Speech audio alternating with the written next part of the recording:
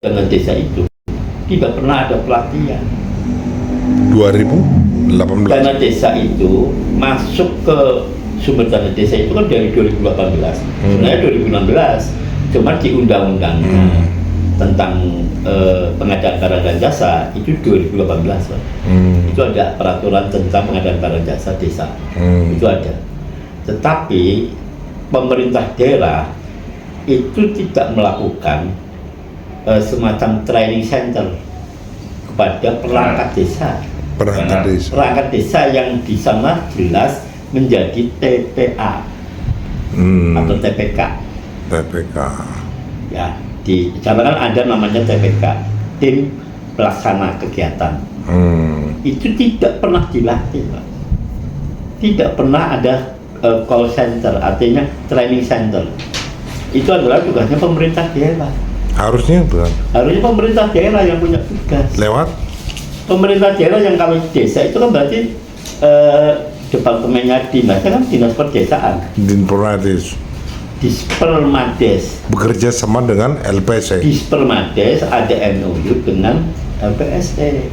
Oh.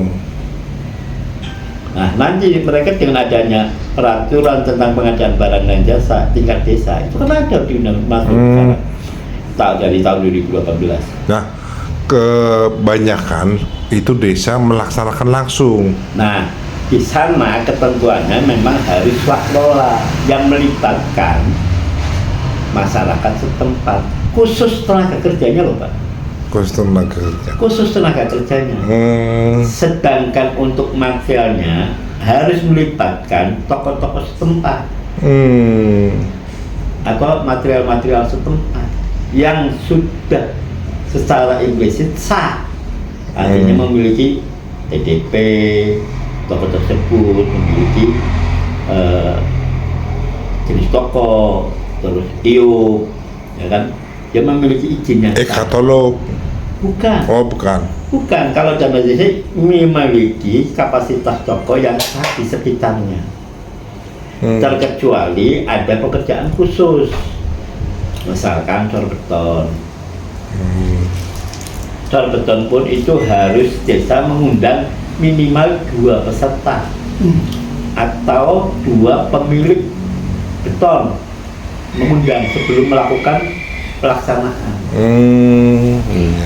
Seharusnya begitu. Seharusnya. Itu wajibannya. Wajib karena di dalam pengadaan barang dan jasa desa itu ada. Bila pekerjaan itu khusus, maka pihak desa itu bisa mengundang distributor yang berkaitan dengan itu.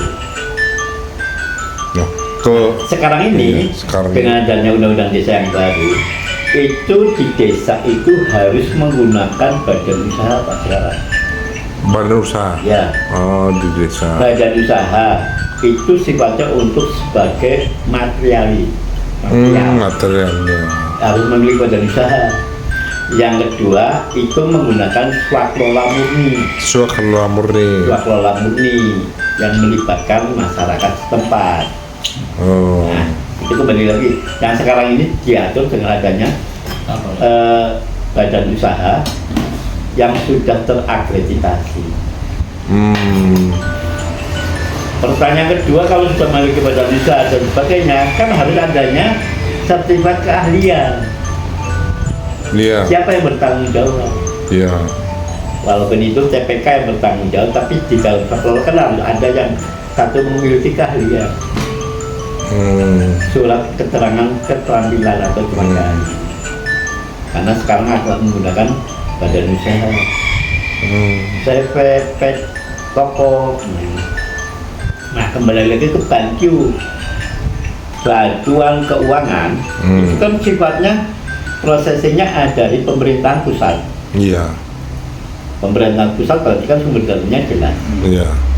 Nah, maka kalau apapun bentuknya, sumber keuangan, bila ada pengadaan barang dan jasa, maka harus melalui ketentuan pengadaan barang dan jasa. Ketentuannya di sana.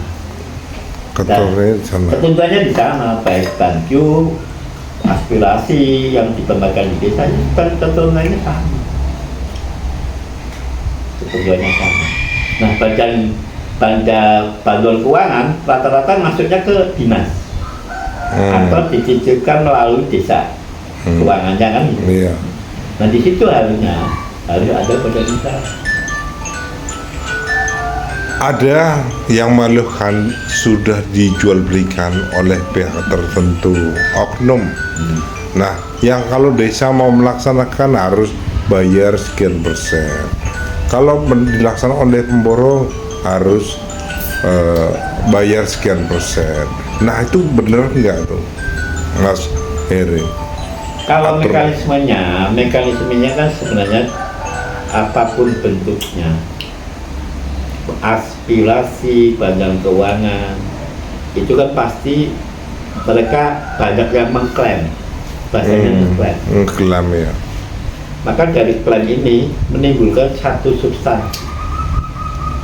Tapi kalau pelaksanaannya penting pada saat pelaksanaannya di sana menempatkan sesuai aturan perundang-undangan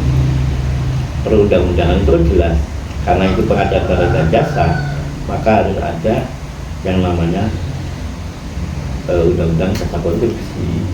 Yang kedua harus melalui mekanisme pengadaan barang dan jasa desa atau pengadaan barang dan jasa. Di sana ketentuannya jelas, badan usaha itu jelas terakreditasi, bukan tiba-tiba muncul juga SPU-nya tidak berlaku, bisa jalan, kan ini yang keliru. Dari itu dulu harusnya yang diamati, baru substansinya seperti apa. Kalau kelekaiman dari oknum ya, entah itu mana saja itu salah menurut salah. Banku gitu dan resan Ya, artinya secara administrasi disesuaikan dulu dengan aturan yang ada. Oh gitu. Sesuai dengan aturan yang ada. Tinggal substansinya seperti apa. Bukan administrasi belakangan. Bukan. Oh, harus dulu. Justru kalau bentuk semua pekerjaan yang berkaitan dengan pengadaan dan barang jasa itu administrasi di awal. Oh gitu. Tapi hampir sebagian kan tidak menggunakan itu. Oh, tidak menggunakan itu. Mereka hanya bikin melaporkan. Nah, pertanyaannya yang ngawasin siapa mereka? Inspektorat. Inspektorat. Harusnya inspektorat punya peranan.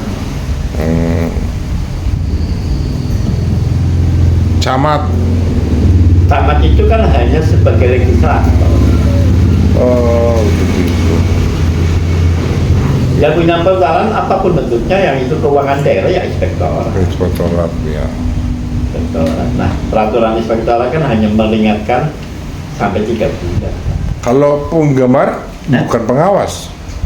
Kalau yang gambar bukan Jadi gini, pengawas. desa itu biasanya punya namanya tim konsultan, tapi dalam bentuk bukan konsultan murni, yang dibentuk dari atas usulan camat, biasanya begitu.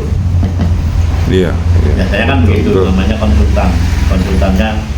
Tapi tidak ditanyakan itu, hampir semua 90% konsultannya tidak memiliki sertifikat. Oh, 90% 90% tidak memiliki sertifikat SKT. tidak memiliki sertifikat jelas konsultan. Oh, harusnya memiliki. Oh, itu salah. Melanggar apa, Pak? Jangan dibuka tentang aturan undang-undang kondisi aja.